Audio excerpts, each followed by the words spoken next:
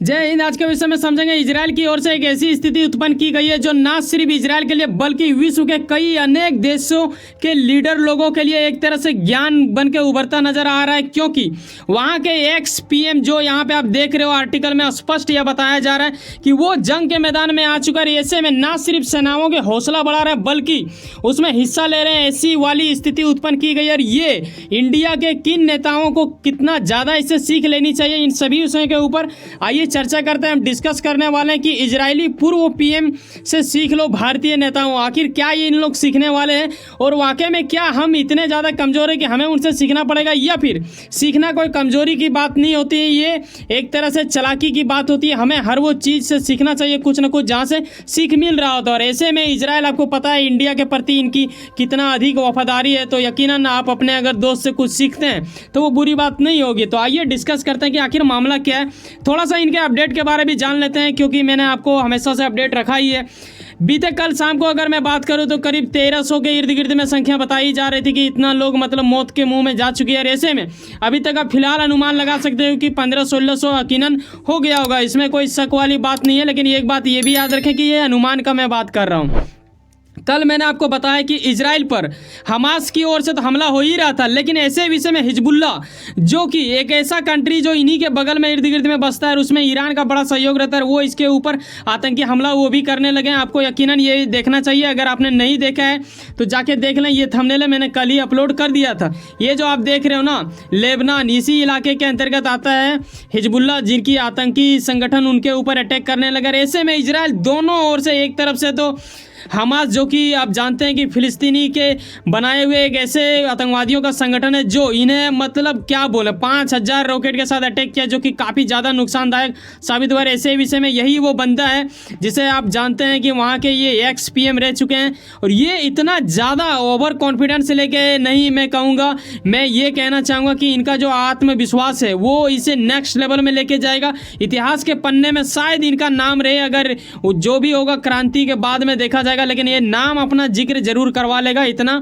यकीनन आप अनुमान लगा ही नहीं सकते हो, बल्कि दावा भी कर सकते हो ऐसा कुछ किया जा रहा है। यहाँ आप देखते हो कि अपनी जान की नापरवाह करते हुए भी इजराइल और हमास के युद्ध के बीच इजरायली पीएम जिनका नाम बताया जा रहा है बेनेट, अगर आपको अंदाज़ा हो वर्ल्ड अफेयर्स के साथ अगर आपका संबंध अच्छा खासा पटरी खाता है और आपने बरसों से फॉलो किया हो तो आपको ये पता होगा कि क्या होता है वर्ल्ड लीडरों के अंतर्गत हौसला। और ये स्थिति है कुछ इस प्रकार धुआंधारी का, ऐसे विषय में उनका सब कुछ त्यागते हुए ऐसा आ जाना, कूद पड़ना।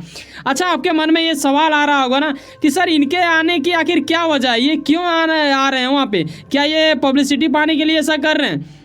देखो, ऐसा कुछ नहीं होता है। कोई भी आदमी पब्लिसिटी पाने के लिए अपना जान नहीं गंवाना चाहेगा, ठीक है। ये जहाँ पे गया है ना वहाँ पे कभी भी अटैक हो सकता है, भले ही आर्मी के इर्द गिर्द में ये गए हैं, लेकिन कहीं ना कहीं वहाँ भी अटैक होता है, क्योंकि आतंकवादियों का मेन टारगेट तो वही होता है। तभी आप एक ऐसा आर्टिकल देखते हो जहाँ एक जोशीला पीएम रह चुके हैं। ऐसे में तभी तो ये जो अभी मौजूदा स्थिति में ये अभी पीएम है वहाँ के, जिनका नाम नेतन्याहू बताया जाता है। ऐसे विषय में आपको इस तस्वीर से ये अंदाज़ा लगाना चाहिए कि इतना ही सुकून जरूर लगा होगा। देखो, बात ये होता है ना, हम लोग देखते हैं कि घर परिवार में जब लड़ाई होता है तो कहीं ना कहीं आपको एक दोस्त या फिर एक सहयोगी का सपोर्ट चाहिए। उसी प्रकार देश जब किसी दूसरे देश से लड़ता है तो उसे किसी तीसरे देश से सहयोग की जरूरत होता है, और साथ में उसके जो विपक्ष दल वाले हैं या फिर जो इनके सहयोगी नेताएं हैं उन लोगों का भी कहीं ना कहीं एक तरह से योगदान, एक तरह से सहयोग की एक उम्मीद रहता है आंखों में। अगर आप गौर से देखें उनके यहाँ के इजरायली पीएम के तो आपको पता चलेगा, थोड़ा आप मानवता के नाम से आप महसूस कर पाओगे।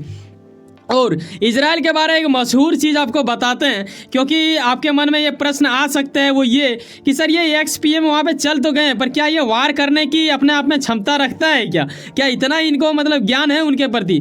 जी हाँ, ऐसा हो सकता है। क्यों हो सकता है कि आपको बता दूँ कि यही तो इनका मशहूर कर देने की स्थिति उत्पन्न कराता है। इजराइल का एक अलग नाम यहीं पर तो उत्पन्न होता है, वो ये कि ये अपने हर वो नागरिकों को मिलिट्री ट्रेनिंग दे के रखे हुए होते हैं। इंडिया का जैसा नहीं है, इंडिया में भी दिया जाता है, लेकिन कई लोग नहीं लेते हैं, बहुत ना के बराबर लोग लेते हैं। और ऐसे विषय में इनको यकीनन आता होगा गन वन चलाने, और वक्त आने के ऊपर ये लोग उन लोगों को पुकारते हैं और वो लोग आते हैं और वार करते हैं। मैं साथ में आपको ये भी बता दूं ना कि 1 CR भी ठीक से इनका आबादी नहीं है, ठीक है, यानी उतना तो इंडिया के कई सारे राज्य में उससे ज़्यादा आबादी है।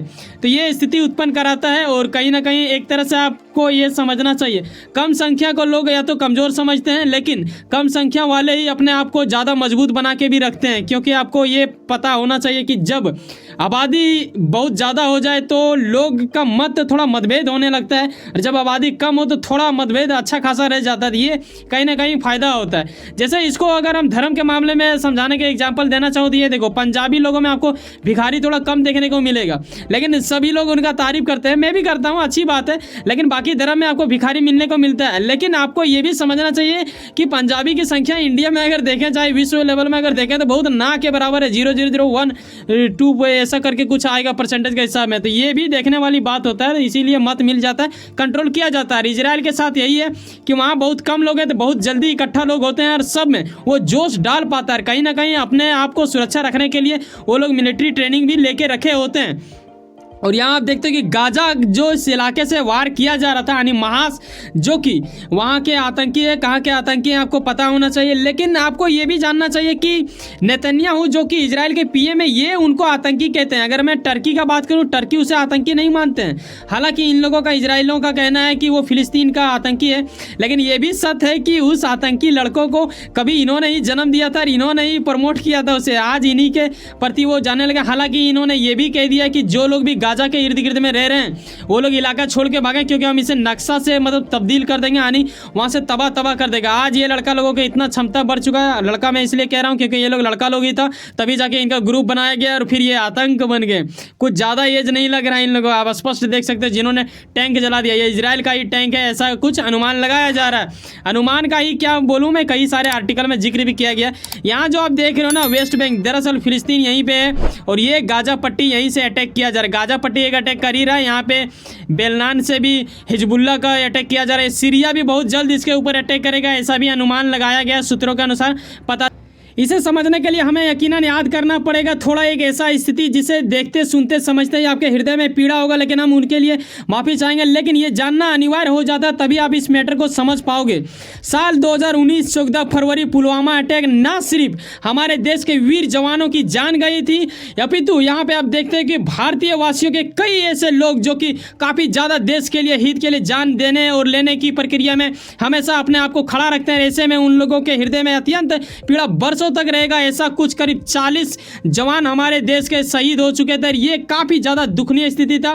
लेकिन यहाँ तक अगर कुछ होता तो एक अलग बात था, लेकिन जब आप एक ऐसा आर्टिकल देखते हो जहाँ पे दिग्विजय, जो कि यहाँ पे बताया जा रहा है कि कांग्रेस नेता थे, इनके ओर से सर्जिकल अटैक के ऊपर जवाबदेही मांगा जा रहा था सरकार की ओर से कि आखिर सबूत क्या है, वाकई में करवाया या नहीं करवाया, ऐसा कुछ दिया जा रहा था। कांग्रेस जो कि आपको पता है कि कितना बड़ा एक तरह से आप बोल सकते हो कि दल है, और ऐसे विषय में उनके कुछ ऐसे मूर्ख नेताओं की ओर से ऐसा स्टेटमेंट देखने को मिला था जहां करीब 40 जवान मर गए थे। ये बड़ी बात उनके लिए नहीं था, लेकिन पाकिस्तान के वफादारी में वो लोग भूल चुके थे कि इंडिया का ये कितना घाटा लगा रहा है। इसी वजह से आज मुझे बताना पड़ रहा है आप सभी लोगों को कि इजराइल का एक तरह से एक्स PM को देखिए, जिसका कोई मतलब नहीं है अभी, और ना ही अभी वहाँ पे मौजूदा स्थिति में चुनाव चल रहा है, उसके बावजूद भी वो अपनी जान की ना परवाह करते हुए भी वहाँ चले गए। आज यहाँ पे इंडिया का अगर मैं ताल्लुक जोड़ूँ इनके साथ तो कहीं कहीं दूर दूर तक ये मैच नहीं खाते हैं। और बीते कुछ वर्ष उनसे भी पहले 2019 में जैसे कि पुलवामा अटैक हुआ, उससे पहले 2016 में देखिए 28 से लेकर 29 सितंबर की रात सर्जिकल स्ट्राइक के बाद यहाँ पे भारत ने तत्कालीन, यहाँ बताया जा रहा है कि DGMO की ओर से बताया जा रहा था कि 29 सितंबर की दोपहर 12 बजे प्रेस कॉन्फ्रेंस के जरिए LOC पार करके सर्जिकल स्ट्राइक किया गया, आतंकवादियों के ठिकानों को नष्ट किया गया, ऐसा आश्वासन दिया गया था। लेकिन इसके ऊपर कई लोगों ने आपत्ति जताया, कई लोगों ने तो ये भी कह दिया कि भाई साहब सबूत कहाँ है। यहाँ पे झाड़ू वाला पार्टी, यानी हम बात कर रहे हैं आम आदमी पार्टी का दिग्गज नेता केजरीवाल की ओर से ऐसा स्टेटमेंट आया था जो कि काफ़ी ज़्यादा दुखनीय स्थिति खड़ा करता है, और ये इंडिया के नेता होने के योग्यता ना हो ऐसा कुछ अपना प्रमाण देता है, एक मूर्खता का कहीं ना कहीं पहचान देता है। और यहाँ आप ऐसा कुछ देख लेते हो, और भारतीय सेनाओं की ओर से सर्जिकल स्ट्राइक पर न सिर्फ पाकिस्तान बल्कि भारतीय के अंतर्गत आने वाले कई ऐसे राजनीतिक दलों ने इसको मतलब एक तरह से खिलवाड़ बना दिया था।